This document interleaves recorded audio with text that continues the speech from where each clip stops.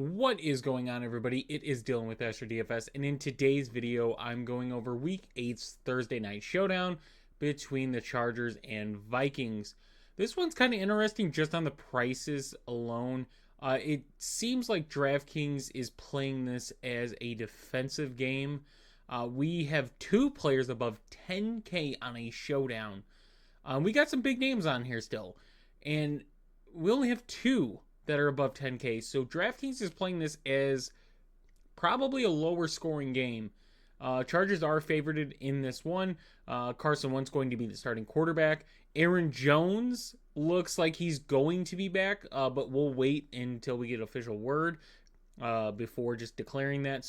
But it does seem like Aaron Jones is going to be back. On the Chargers side, right, you're not really going to see as much, but Haskins is out. The Chargers offensive line is dealing with some injury news. Watch that. It seems like Joe Alt is going to be there. But a lot of their, kind of backups, kind of some of the starters, like the depth for the Chargers offensive line is kind of banged up. So watch that news because it's not going to be pretty for the Chargers going against a blitz heavy team like the Vikings. They one of the best defensive teams when it comes to blitzing, putting pressure, getting sacks. Strangely enough, both of these defenses pretty damn good in the red zone. The Chargers are a big passing team when they get to the red zone. They're just not as successful. Vikings really good at stopping third down conversions. The Chargers defense just allows points. So let's get into it. For the Vikings side, I'm looking at just the passing game for Minnesota. If Aaron Jones is out, then yes, Jordan Mason is easily playable. If Aaron Jones is in, I still don't love Jordan Mason. I like that Jordan Mason will probably have touchdown upside in this game, but I don't love the aspect if Aaron Jones is in of getting all the volume like we've pretty much seen. I mean, Scott's got some volume, but for the most part, it's been Jordan Mason. So I like him for the touchdown upside if Aaron Jones is out, but if he's in, I mean, he's got to get 2 or 3 touchdowns to really pay off at that 8.6 price tag. So I like Justin Jefferson. It's cheap for Justin Jefferson. Granted, Justin Jefferson is not having, superstar numbers. They're all right, but they're not superstar numbers. And that's mainly because he hasn't scored a touchdown since week 1 against my Bears, but he hasn't scored since week 1. So if Justin Jefferson could get a touchdown, right, if the Chargers could somehow stop the run game in the red zone and Minnesota's forced to pass the ball, even then, it's not the prettiest for Justin Jefferson because it's pretty much TJ Hawkinson and Naylor, surprisingly, lead the team in red zone targets. So Justin Jefferson's pretty much got to score a long touchdown for that to happen. But I still like him in this matchup. I like the Minnesota passing game. I think, like I said, Jordan Mason, if Aaron Jones is out, it then changes a narrative for me. And I still think Minnesota's going to have success running the ball.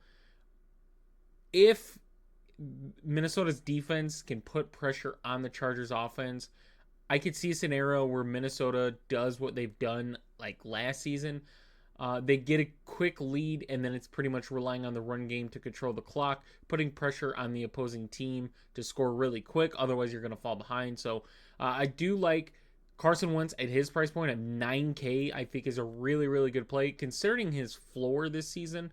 But I mean, the passing yards have been in there where he's passed for over 200 plus, minus the game against the Bengals. But the Bengals still was like Jordan Mason turnovers, all that stuff. So games that haven't been a complete quick blowout, Carson Wentz has been competitive. And surprisingly, here's the one thing, Carson Wentz has gotten some type of rushing, right? Not the greatest, but I mean, he's rushed a couple times a game. So getting a point or two out of Carson Wentz from the rushing game alone is worth it. Justin Herbert on this side, yes, I love Justin Herbert as well. I mean, his floor has been 14.5, so we're getting two quarterbacks that, even if they're losing games, they're still producing fantasy points. We've seen Justin Herbert in some of these games get that rushing, and that's something you can look for in a game where Minnesota plays zone coverage surprisingly a lot. They like to disguise blitzes, so they'll play zone more. Just try to confuse you of who's going to come in, who's not going to come in. Are they going to send 4? Are they going to send 6, 7? Anything like that. So Justin Herbert has that rushing upside potential in this game, just because you're facing a defense that likes to blitz a lot. Could see Herbert be mobile. With Herbert, I think Vidal is very, very interesting at 7K, considering he's cheaper than all 3 wide receivers for the Chargers, and he's cheaper than Addison and obviously Justin Jefferson, but he's just very cheap. I think that has a lot to do with Haskins kind of being ruled out. Obviously, that didn't happen until these prices already came out, so it's not like DraftKings is going to change prices. That's not how they operate. So Vidal at 7K is just a really solid piece. So I like Herbert. I like Carson Wentz. I don't like Jordan Mason.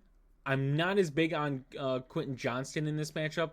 I'm looking at Keenan Allen and Ladd McConkey. Keenan Allen, I said it going into that, and I'm kind of disappointed in myself. I didn't get more exposure to him in my GPPs, but I took Ladd McConkey in my main lineup on Sunday, which still produced, but Keenan Allen, 14 targets, 11 for 119 and a touchdown. Keenan Allen gets targeted quite a bit in this offense when Justin Herbert gets pressured. So I look at Vidal and Keenan Allen as 2 of those guys I really want to target tonight because, like I said, Minnesota's going to blitz. That's not new information. They're going to send pressure, make it uncomfortable for the quarterback, play zone.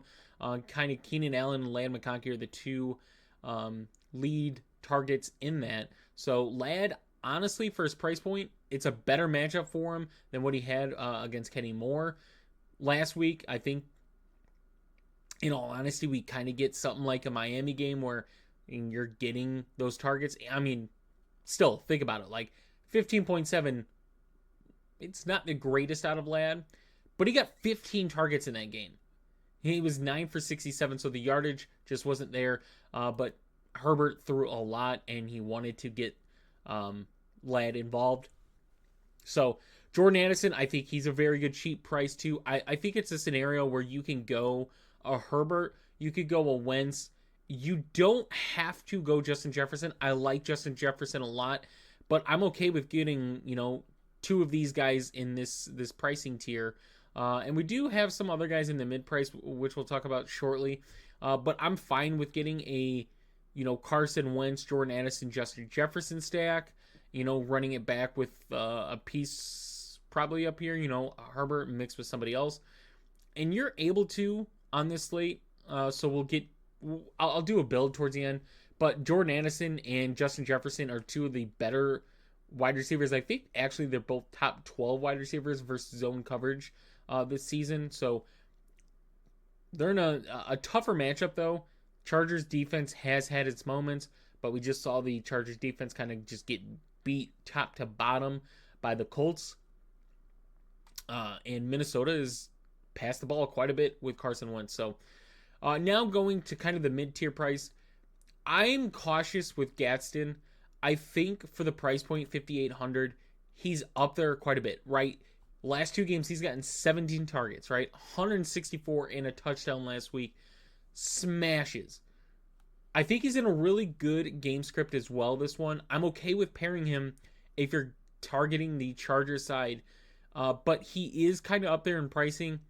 You need him to have another really, really good game. Obviously, with the way the Chargers offense is right now, like, you got Ladd, Keenan Allen, Quentin Johnston is having, an up year to where you can't just cover everybody, right? You can't every play just cover everybody. So I think there's scenarios where all these guys have a potential to pop off. Obviously, not all of them in one game, but I like Keenan, I like Ladd, I like Gadsden. I'd probably prefer the 2 wide receivers over the tight end, just because of the pricing. He's up there. Like, he's more expensive than TJ Hawkinson, which if you watched my video last week, I was like, hey, I know Warren is good. He's going to get targeted. He's going to have a good game. I just don't like targeting tight ends versus the Chargers defense and Derwin James. Derwin James does a really good job of shutting down opposing tight ends. But the touchdown upside, surprisingly for a guy that only has 1 touchdown, Like I said, he is the second target on this team for red zone target. So I do like TJ Hawkinson. Obviously, the Chargers have been bad against the run, so Jordan Mason seems more viable. But with the pricing of him, it's very tough. So where we get into this, we get the kickers. I think this is yet again. I would not be surprised if we see a kicker in the optimal lineup this week, where you see the Chargers kind of struggle in the red zone. Minnesota's been pretty damn good in the red zone as far as defense. Chargers defense has been pretty damn good in the red zone as well. So I like both kickers. I could easily see a scenario where, one of these guys is optimal. So this is a slate where you're getting two offenses that can move the ball down the field, can struggle in the red zone. So you look at these kickers as targets. The defenses, if I'm looking at a defense, to be honest, it's the Vikings defense, surprisingly, that is cheaper. Justin Herbert has played pretty damn good under pressure this season. I think Carson Wentz has kind of struggled more. He's had some kind of shaky throws. Chargers defense just doesn't have enough pieces rushing-wise yet to make me really want to play them as much as I'd want to play the Vikings potential. If that makes sense, like the Vikings can get turnovers, they could blitz, they can get sacks. At 4K, I think they're playable. Now, to kind of the cheap plays, there's not a lot down here. There's truly not a lot.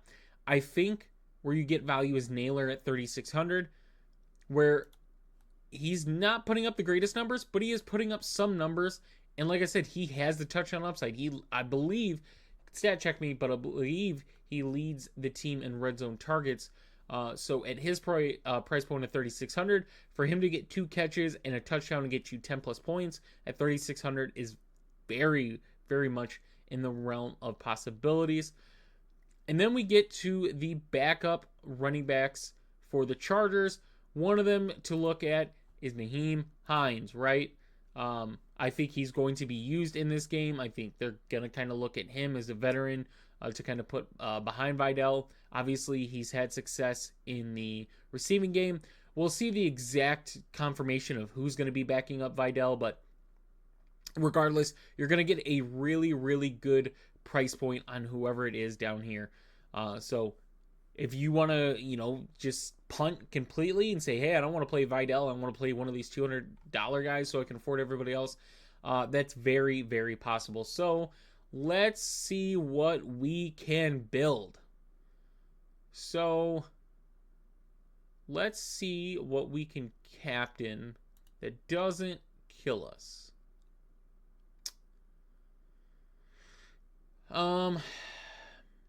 Let's throw Lad in there and see what happens. I want to get a value guy in. What happens if we get... So we're 82. Let's throw Addison in as well. So we're at 84. And let's see if we throw both quarterbacks where we're left. We're left with 6K.